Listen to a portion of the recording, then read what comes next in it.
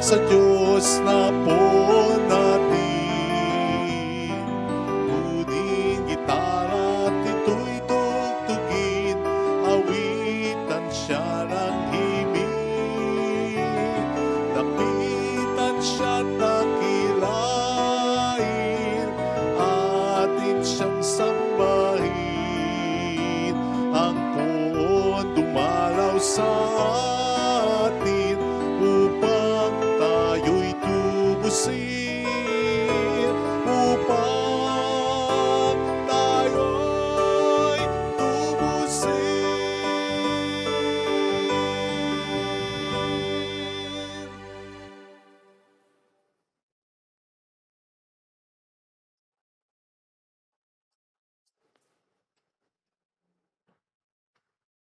Sa ngala ng Ama at ng Anak ng Espiritu Santo, Amen. sumainyo ang Panginoon. At sumayo rin. Gunitain natin si San Antonio isang abad. Hilingin natin sa Kanya ang panalangin at matutunawa tayo sa Kanyang halimbawa upang tayo maging marapat. Halina't magsisimulan sa ating mga kasalanan. Tayo pong lahat, inaamin ko Sa makapangyarihang Diyos at sa inyo mga kapatid, na lubha akong nagkasala sa isip, sa salita at sa gawa, at sa aking pagkukulang. Kaya'y sinasamo ko sa mahal na Birheng Maria, sa lahat ng mga anghel at mga banal, at sa inyo mga kapatid, na ako'y panalangin sa Panginoong ating Diyos. Kaawaan tayo ng mapagmahal na Diyos.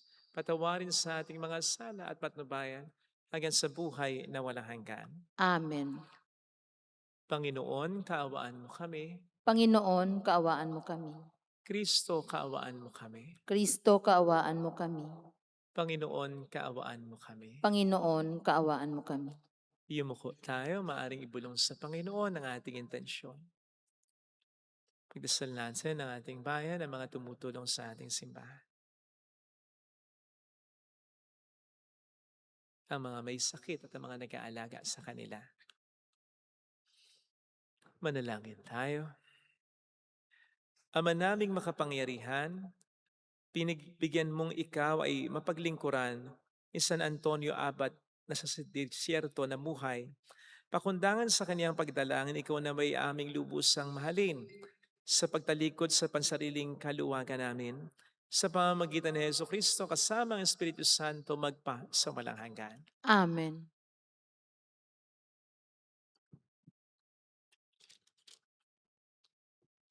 Ang salita ng Diyos mula sa unang aklat ni Samuel. Sa lipi ni Benjamin ay may isang mayamang lalaki na ang pangalay Cis. Siya'y anak ni Abiel at apo ni Zeror, na anak ni Becorat at apo naman ni Afia. Mayroon siyang anak na ang pangalay Saul, na nasa kanyang kabataan. Ito ang pinakamakisig at pinakamatangkad sa buong Israel. Minsan, nawala ang mga asno ni Cis, kaya inutusan niya si Saul na magsama ng isang katulong at hanapin ang mga asno. Hinalughog nila ang kaburulan ng Efraim at ang lupain ng Salisa, ngunit wala silang nakita ni isa man. Nagtuloy sila sa Saalim, ngunit wala rin. Nagtuloy sila sa Benjamin, wala rin silang nakita. Nang dumating si Saul, sinabi ng Panginoon kay Samuel, "Iyan ang lalaking sinasabi ko sa iyo na maghahari sa Israel. Pahiran mo siya ng langis at italagang hari ng Israel. Siya ang magtatanggol sa mga Israelita laban sa mga Filisteo. Naaawa na ako sa nakikita kong paghihirap ng aking bayan." Lumapit si Saul kay Samuel at nagtanong, "Saan po kaya makikita ang manghuhula?" Sumagot si Samuel, "Ako ang manghuhula. Sumama ka sa akin sa altar, sa burol at magsasalo tayo sa pagkain. Sa umaga ka na lumakad pagkatapos kong sabihin sa iyo ang gusto mong malaman." Kinuha ni Samuel ang sisidla ng langis at binusan ang ulo ni Saul. Pagkatapos, hinagkan niya ito at sinabi, Binusan kita ng langis ng Panginoon upang maging hari ng Israel. Pamamahalaan mo ang kanyang bayan at ililigtas laban sa lahat niyang kaaway. Ang salita ng Diyos. Salamat sa Diyos. Poon ang bigay mong lakas sa hari nagpapagalak. Poon ang bigay mong lakas sa hari nagpapagalak.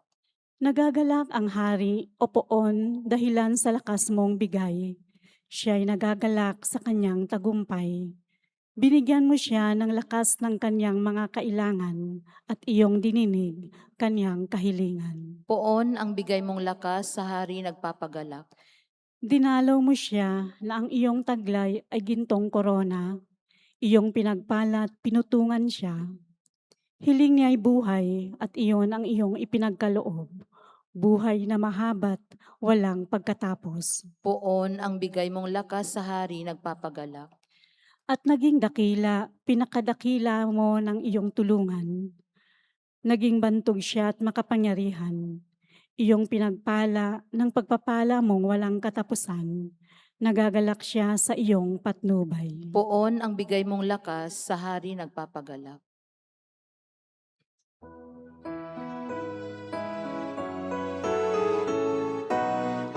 Hallelujah, hallelujah, hallelujah, hallelujah. Hallelujah, hallelujah, hallelujah, hallelujah.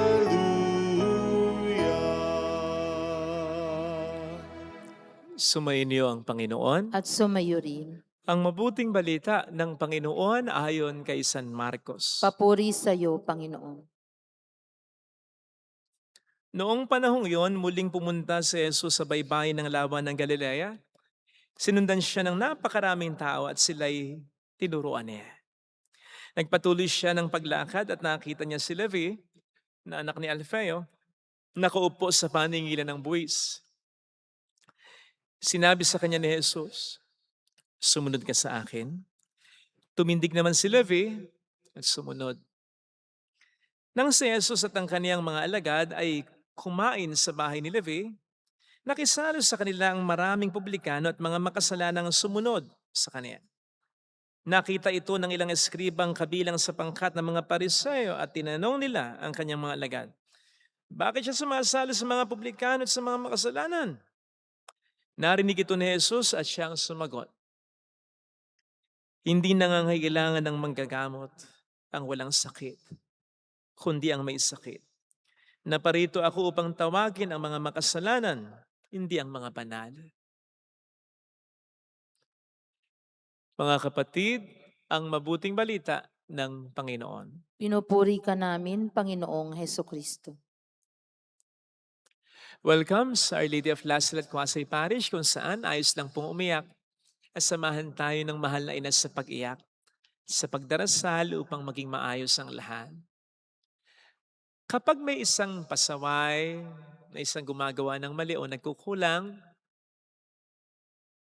halimbawa, kapag ang isang pasaway ay biglang naging mabait, kapag ang napakakuripot ay biglang naglibre, kapag ang hindi nagagawin ng simbahan ay biglang nagsimba, ano yung madalas na sinasabi natin? Himala ah! Milagro ba? Maituturing nga bang himala ang pagbabago ng isang tao? Sa tingin ko, oo. Higit pa sa anumang himala at milagro. Nasabi ko po ito kasi narinig po natin sa ating ebanghelyo ang pagtawag ni Kristo kay Levi, anak ni Alfeo, o si Mateo. Alam po ninyo, hindi madali ito. Sa parte ni Mateo, ang dami nang naisakripisyo ng taong ito para sa kanyang propesyon na isang publikano. Naisakripisyo niya pamilya niya, reputasyon niya, pagkatao niya. At hindi madali para sa kanya ang mag-back out. Sakaling magbagong isip niya. Hindi ito katulad ng propesyon o hanap buhay nila Simon Pedro, na po pwedeng pag ayaw ng sumunod kay Kristo, ay babalik na lang sa pangingisda. Hindi ganon ang katatayuan ni Mateo. Sinong magtitiwala pa sa kanya? Hindi na rin siya tatanggapin ng mga Romano? At saan siya pupunta?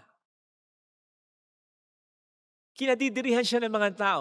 Mas kinadidirihan pa ng mga tao, ng mga Hudyo, ang isang publikanong tulad ni Mateo. Kesa sa isang ketongin, bagamat pareha silang outcasts o tinatakwil, kaya lang mas matindi si Mateo, ang isang publikano.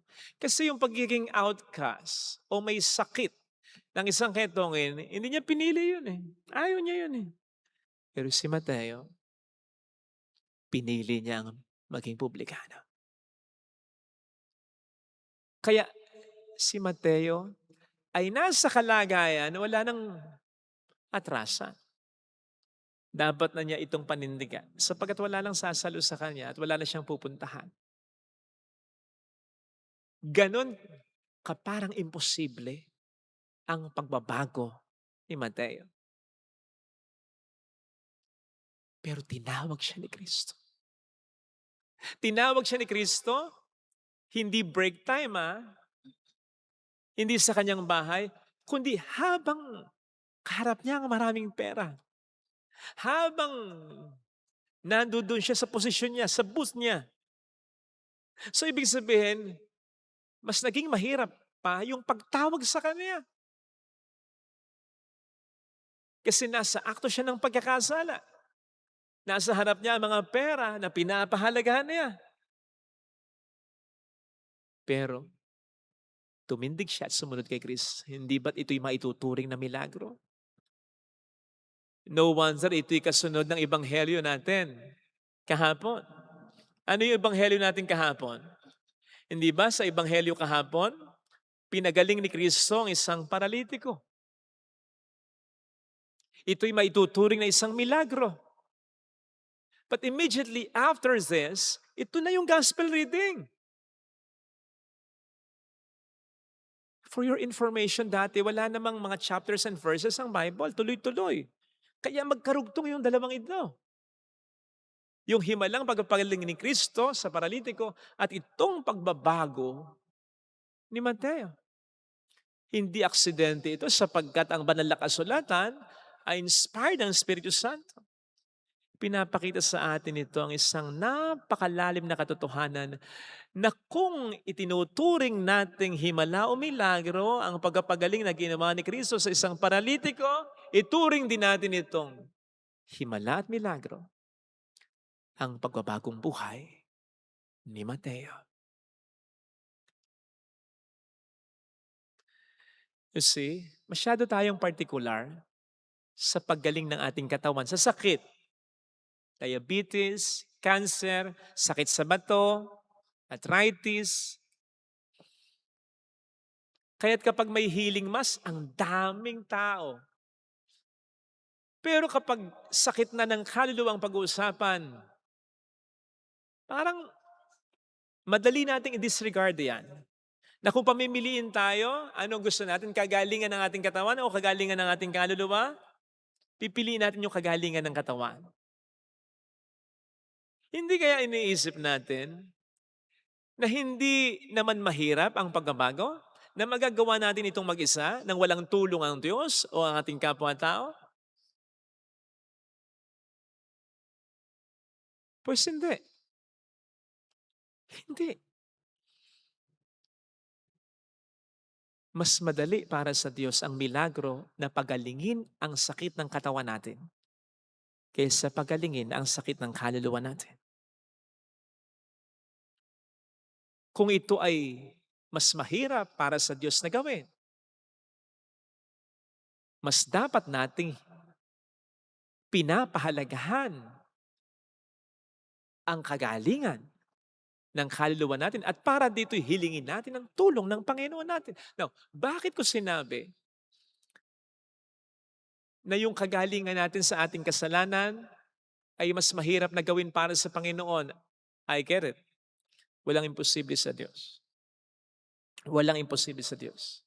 At kahit na pinaka matinding makasalanan sa buong mundo, kayang himalang pagbaguhin ng Diyos. Pero kasi yung sakit ng ating katawan, pwede na niya tayong pagalingin nang hindi kinukonsulta ang kalayaan natin. In fact, may kilala ko dati. Ayaw niyang gumaling eh. Kasi nga, wala naman doon nagmamahal sa kanya. Wala naman doon siyang pamilya. Eh dapat daw, hindi na siya gumaling sa sakit niya. You see, pwede tayong gumaling kahit ayaw natin. Pwede tayong pagalingin ng Panginoon natin. Pero, hindi niya tayo pwedeng patawarin. Hindi niya tayo pwedeng baguhin mula sa pagkakasala natin kung ayaw natin. Kaya sana mga kapatid, tulungan natin ang Panginoon sa napakahalagang himala o milagrong ito. Mas mahalaga, mas importante ang himala at milagro ng pagbabago ng isang tao kaysa sa anumang milagro, kaysa sa paggaling natin sa sakit natin. Sapagkat in the first place, ito ang pinunta sa mundo ng Panginoon natin. Ito ang dahilan ng kanyang pagkakatawang tao, ng pagiging Santo Niño, at ng pagiging mahal na Poong Nazareno. Hindi ang pagalingin ang tao sa kanyang karamdaman. Hindi naman pinagaling ni Kristo lahat ng may sakit.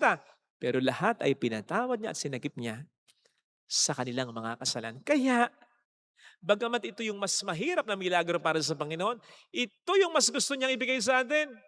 Sapagkat higit pa sa mga biyayang hinihiling natin, tayo mismo, ang pagkatao natin, ang pinahalagahan ng Panginoon natin. Kaya sana'y tulungan natin siya. Gumaganon ako dahil di na naman kailangan talaga ng tulong ng Panginoon.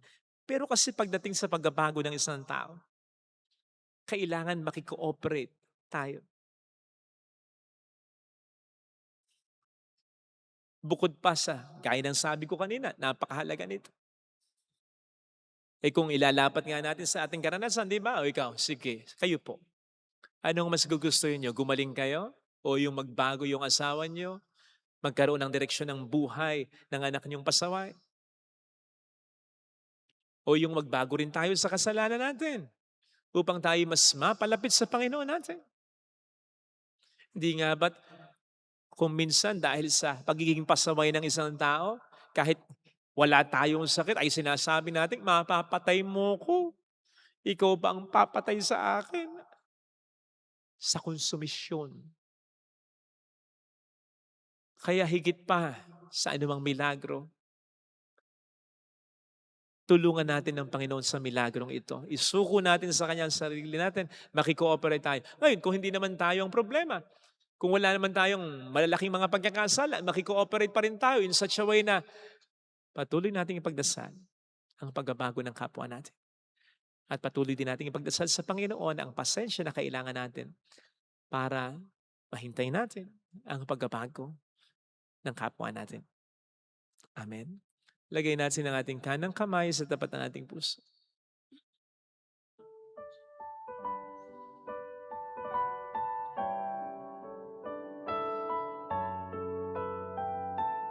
Awitin natin. Alam kong may magagawa ang Diyos.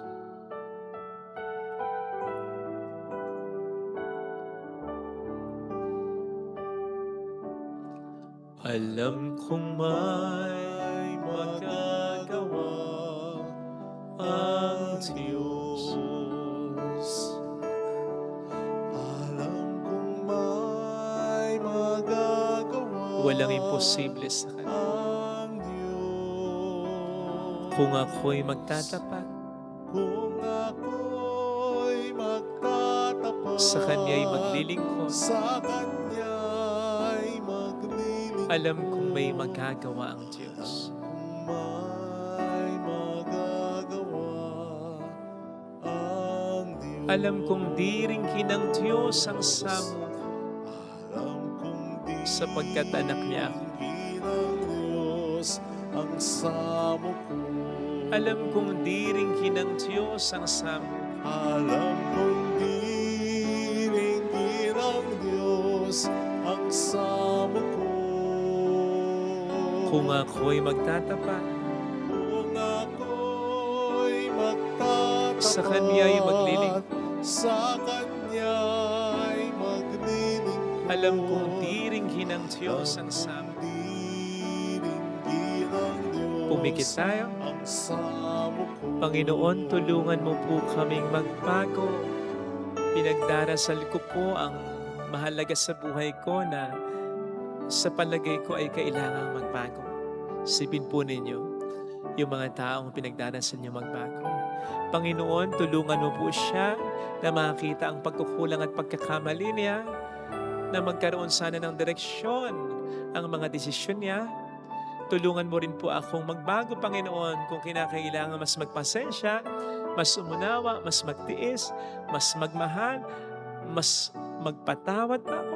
Tulungan mo ako kasi hindi ko po kayang gawing mag-isa ito. Gustuhin ko man parang wala na po akong ibibigay kung minsan, pero tulungan mo ako at makakaya ko. Hallelujah! Purihin ang Diyos. Hallelujah! Pasalamatan siya. Siya ay muling babalik sa atin. Hindi ka niya iiwan. Hindi ka niya pababayaan. Paniwalaan mo yan. Hallelujah! Purihin ang Diyos. Hallelujah! Sa takdang panahon ay babalik ang Panginoon upang tayo ay kunin tapat siya sa Kanyang mga pangako sa atin. Sabihin mo sa sarili mo, mayroong magandang mangyayari sa iyo. Higit pa sa inaasahan mo sapagkat mahal ka ng Diyos, makatandaan. Kung lalapit ka kay Jesus, maaaring matagal, maaaring maging mahirap, pero magiging maayos din naman ang lahat. Mayroong magandang mangyayari sa iyo. Magandang mangyayari. Hayaan mong baguhin tayo ni Kristo. Hilingin natin ang milagrong ito. Kailangan natin ito. Kailangan ito ng mga mahal natin, ng kapwa natin. Papuri sa Ama at sa Anak at sa Espiritu Santo. Kapara ng sa unang-una, ngayon, magpakailanman, magpasawalang hanggan. Amen.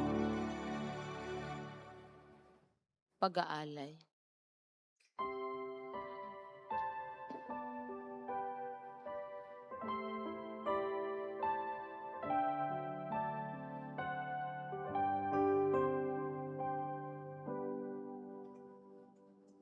Aming hatid sa harap ng altar, mga pagpapalang nagmula sa'yo, Ama.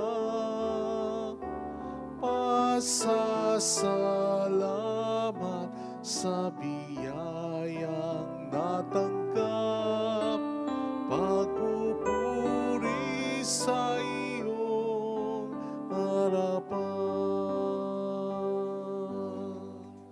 Tanggapin ang aming alay, ang alak at tinapay,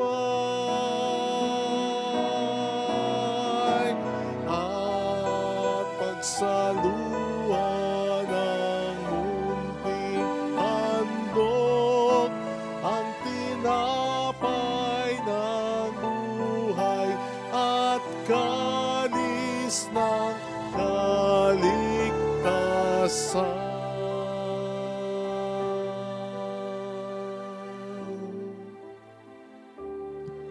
Manalangin tayo, pang ating handog ay maging kalugod-lugod sa Diyos Amang makapangyarihan. Tanggapin nawa ng Panginoon itong paghahain sa iyong mga kamay, sa kapurihan niya at karangalan, sa ating kapakinabangan at sa buong sambayanan niyang banal. Ama naming lumikha, kalugdan mo ang paglilingkod na aming ginagawa sa paghahain ng mga alay ngayon sa San Antonio ay aming ginugunita. Huwag nawa kaming mahadlangan ng anumang makalupa sa pagkakamit namin ng kayamanang pinakadakila na tanging ikaw lamang sa pamamagitan ni Jesucristo kasama ang Espiritu Santo magpasa walang hanggan. Amen. Sumainyo ang Panginoon. At sumayo rin. Itaas sa Diyos ang inyong puso at diwa. Itinaas na namin sa Panginoon. Pasalamatan ang Panginoong ating Diyos. Marapat na siya ay pasalamatan. Ama naming makapangyarihan, tunay ngang marapat na ikaw ay pasalamatan. Ang pagkaparangal sa iyong kabutihan ay lagi mong pinapaalingaw-ngaw sa iyong sambayanan sa pagkakaroon ng mga kaanib na maasahan at tapat tulad mo sa pananagutan upang magbunga ang punyagi ng iyong anak na sa iyong pag-ibig kami matulad. Ang mga banal na tao ay tumutulong sa lahat sa pag-ibig ay halimbawa at pananalangin wagas. Kaya kaisa ng mga anghel na nagsisiawit ng papuri sa iyo ng walang humpay sa kalangitan, kami nagbubunyi sa iyong kadakilaan.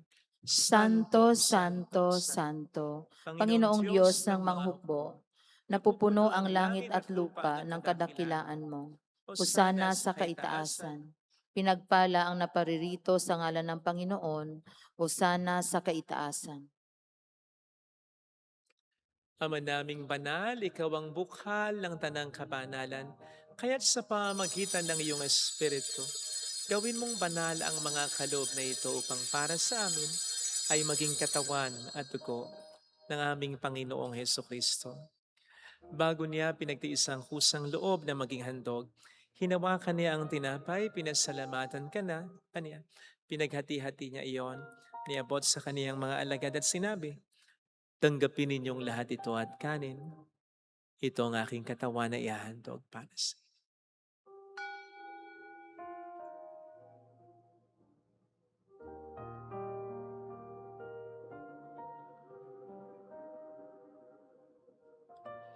Gayun din naman ang matapos ang hapunan, hinawakan niya ang kalis, muli kaniyang pinasalamatan. Iniabot niya ang kalis sa kaniyang mga alagad at sinabi, tanggapin ninyong lahat ito at inumin. Ito ang kalis ng aking dugo ng bago't walang hanggang tipan. Ang aking dugo na ibubuhos para sa inyo at para sa lahat. Sa ikapagkapatawad ng mga kasalanan, gawin niyo ito sa pag-alala sa akin.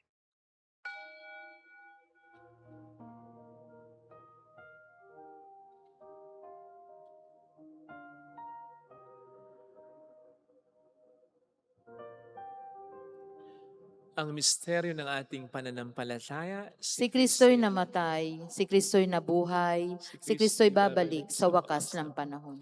Ama, ginagawa namin ngayon ng pag-alaala sa pagkamatay at muling pagkabuhay ng iyong anak, kaya iniaalay namin sa iyong tinapay ng buhay at ang kalis ng kaligtasan. Kami nagpapasalamat dahil kami iyong minarapat at tumayo sa harap mo para maglingkod sa iyo. Sinasamo namin kami na magsasalo sa katawan at dugo ni Kristo ay mabuklod sa pagkakaisa sa pamamagitan ng Espiritu Santo.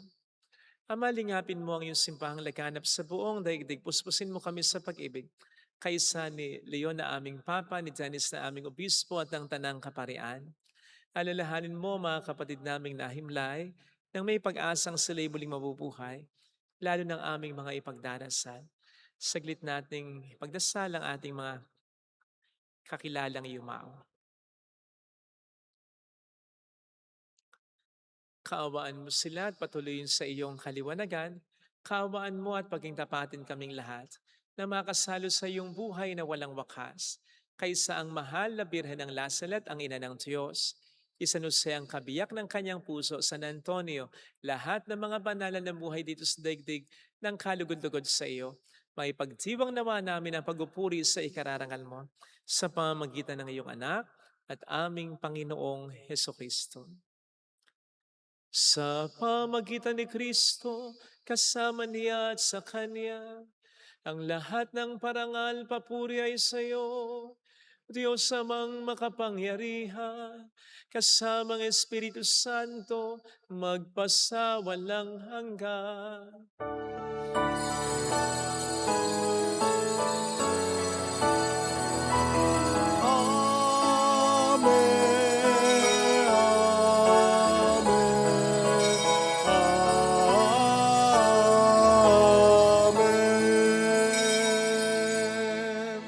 Tumawag tayo sa Ama.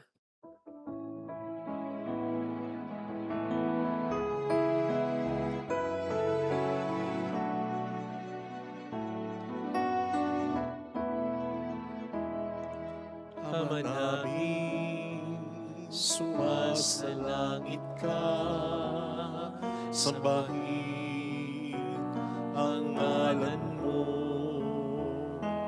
mapasamin ang kaharian mo, sundin ang loob mo dito sa lupa para nang sa langit.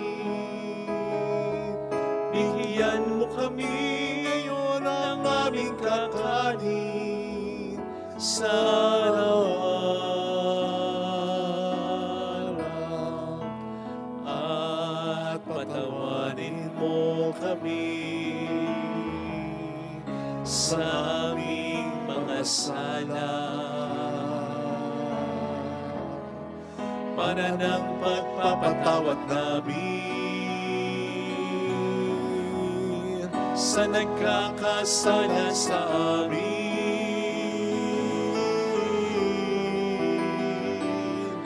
At huwag mo kami ipahintulot sa tukso, at hati-hatihan mo kami sa lahat ng masama.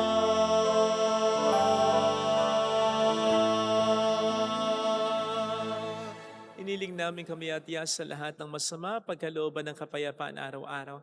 Iligtas sa kasalanan sa kapahamakan sa mga seryosong karamdaman.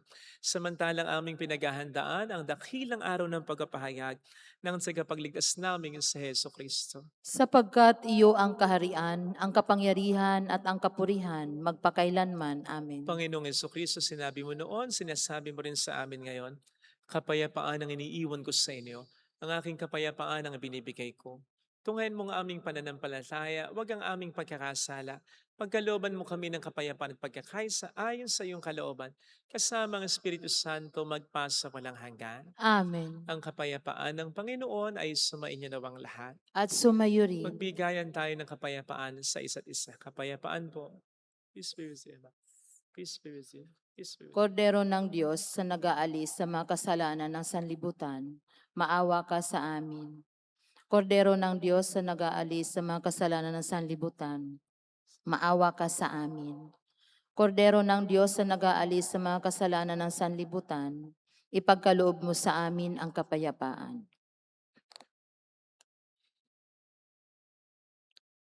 Narito sa harap natin ng Panginoon ang ating buhay at kaligtasan. Mapapalad tayong inaanyayahan. Panginoon, hindi ako karapat-dapat na magpatuloy sa iyo, ngunit sa isang salita mo lamang ay gagaling na ako.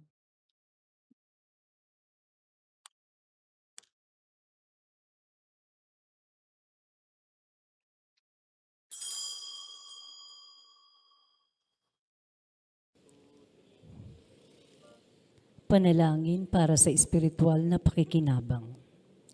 Panginoong Hesus, ako ay naniniwala na ikaw ay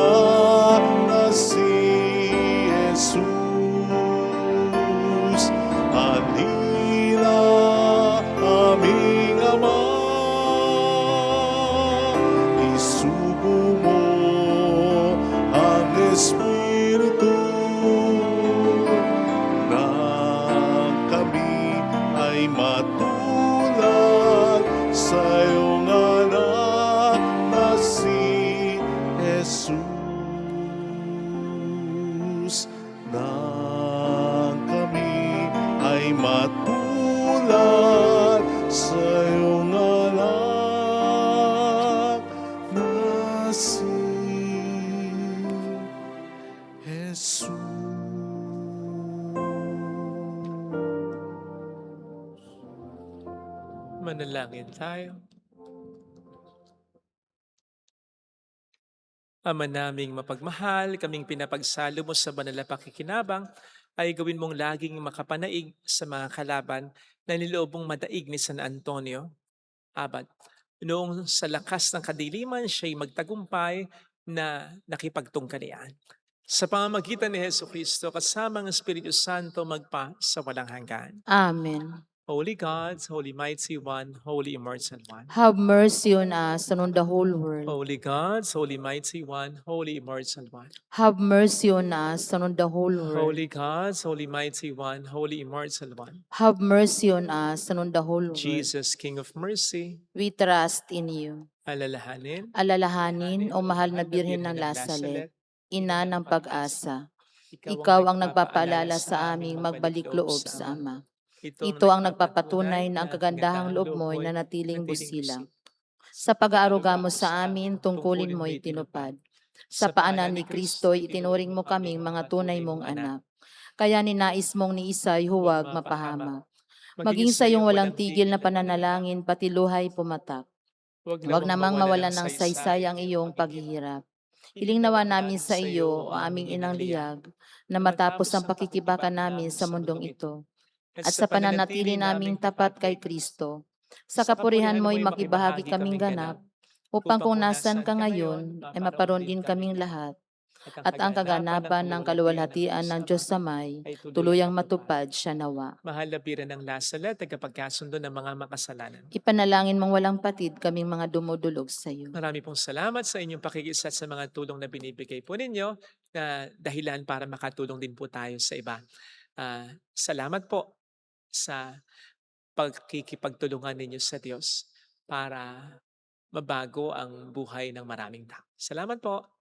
Sumainyo ang Panginoon. At sumayo rin. Pagpalain kayo kasama ang ating pamilya na mapagmahal na Diyos, ng Ama at ng Anak, ng Espiritu Santo. Amen. Umayo tayo sa kapayapaan ni Kristo. Salamat sa Diyos.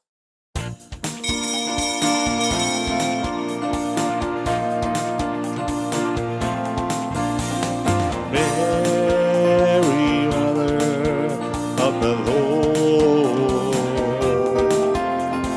hear the prayer we sing to you.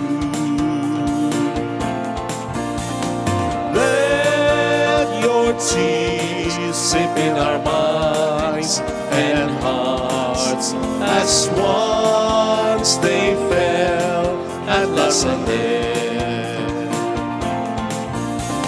Tell your people how to live again. Tell your people how to sing again. Tell your people how to dance again. Tell your people how to pray again. Mary, Mother of the Lord, here's the prayer we sing to you. Let your tears sip in our minds and hearts as once they fell at Lasalle.